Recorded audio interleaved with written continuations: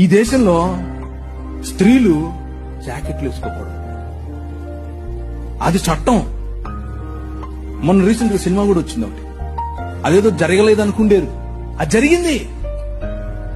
అది ఈ దేశంలో ఉన్న చట్టం. ఎందుకు అనంటే మన దేవుడైనటువంటి బ్రాహ్మణుడు నడుచుకుంటూ వస్తే అది ఆడో మగో తెలియాలి, కాబట్టి ఇప్పి చూపించాలి. ఏం లాజిక్ ఇది?